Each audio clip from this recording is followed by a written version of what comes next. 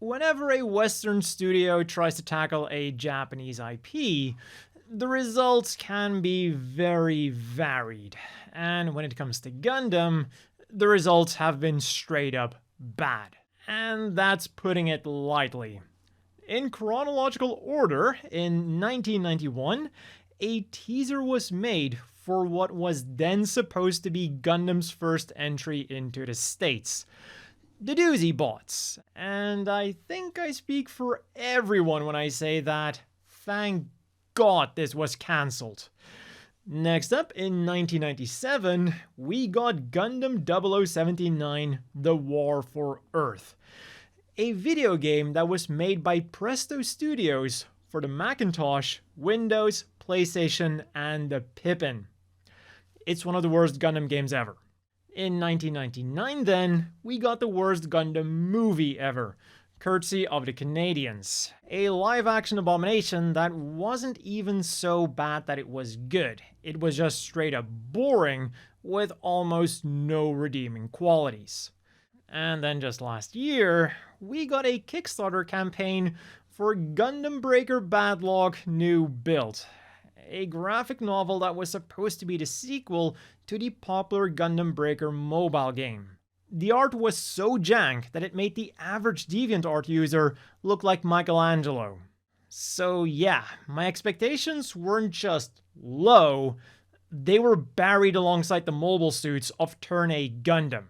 And after the first few trailers, I was still rather cautious because they didn't immediately manage to grab me.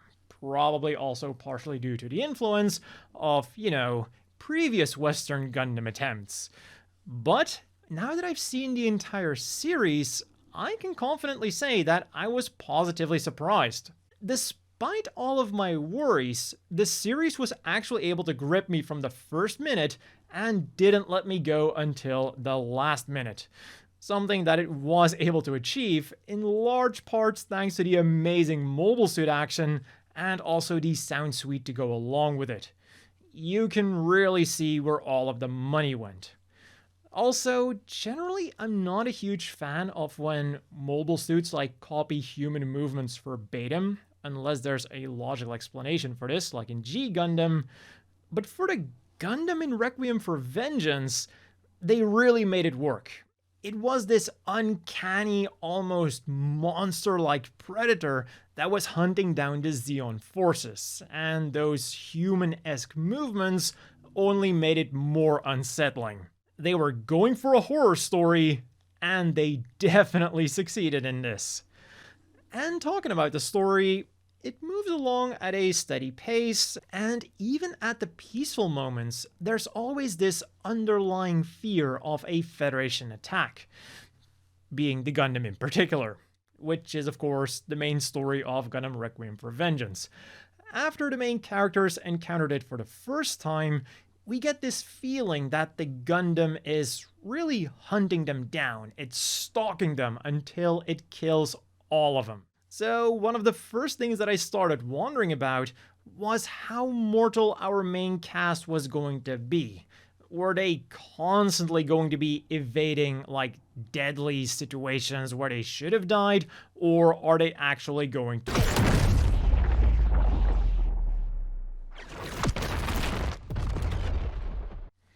Well, that answers that. What was less good then was the animation of the characters.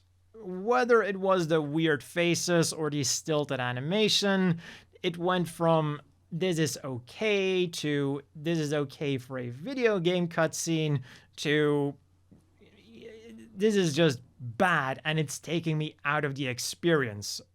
Another example was Yuri Kelani, who they pronounced as Kellern in the anime, if I remember correctly. I was really excited when I saw him on screen for the first time, but this excitement quickly went away when I saw him moving around like this.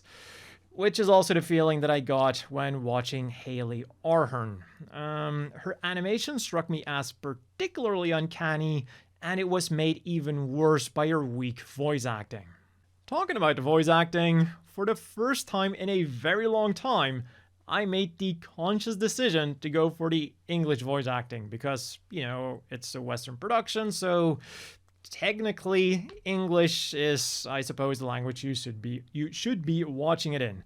And overall, it was fine. There was some overacting here and there, not every line was delivered equally as well, but I feel that in general, it went really well with the cheesy feeling of the entire series. Oh, and we also got another reference to the Zeon accent, something that was first brought up in the original Gundam series and has since been referenced a couple of times, for example in the Return of Johnny Raiden manga and Gundam Igloo. And I do like seeing little things like that. Or the Nokia phone. All of this combined was going to be my conclusion for the series. The story does try to go deeper at some points with some philosophical discussions and an attempt to give the character some extra depth, but the main thing that it's got going for it is the mobile suit action and the atmosphere, which in my opinion were enough to cover for the mediocre parts and even some of the bad parts. Requiem for Vengeance might not have changed my worldview or left a huge impact on me, but I had a lot of fun watching it. That is, until I got to the very end, which is where the series completely dropped the ball in my opinion. So here is your spoiler warning, because of course, by talking about the ending, I'm going to be revealing some pretty big spoilers. So 5, 4, 3, 2, 1, go. Okay, so Solari spends the entire series saying how she's just carrying out her duties as a soldier, she's not some kind of killing machine, and she refuses to fight for vengeance. She's just a mother who wants to go back to her son. And in this tragic war, she is forced to fight against someone who is the same age as that son, and he even dies because of her actions. Truly some heartbreaking stuff. And because of this, she vows that she will do everything she can to stop war, to prevent more children from suffering a similar fate. And she's going to do this by joining Zeon remnants in Africa, whose sole purpose is to fight for revenge. After the war has already ended.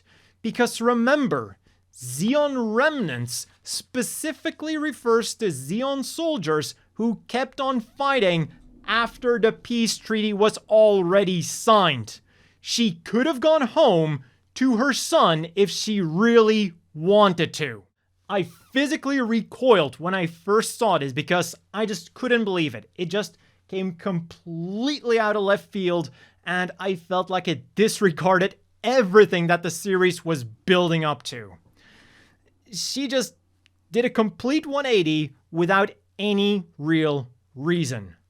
If they did want to have her join the Zeon remnants in Africa, have her crack, make her want revenge, give her a real reason to join them. Heck, let her blame the death of the Gundam kid on the Federation and let that be the final drop. Or, if you wanted to keep her holier-than-thou speech, don't let her join the Zeon remnants and make her someone who is actually fighting against war. Make her a reporter, make her an activist, make her a medic, something like that. Or maybe she was just afraid to surrender to the Federation, and fleeing to Africa was what she thought was the only option for her to ever see her son again. Because otherwise, it really just makes it look like she straight up abandoned her son to just go hang out with some bloodthirsty terrorists in the desert who are out for nothing more than revenge. Because remind me, who started this war again? By dropping a colony, which they gassed? Yeah, I think she really got one hell of a concussion. I'll probably watch Requiem for Vengeance again in the future. Next time probably with the Japanese dub, but I think I'm going to stop 5 minutes earlier so I don't have to watch through that ending scene again. But despite the ending that I have my thoughts about, I would still say that Requiem for Vengeance was an overall successful Western take on Gundam. But let me know your opinions down below. As always, a big thank you to the Patreon supporters. I hope everyone watching has a great day, and I'll see you all next time.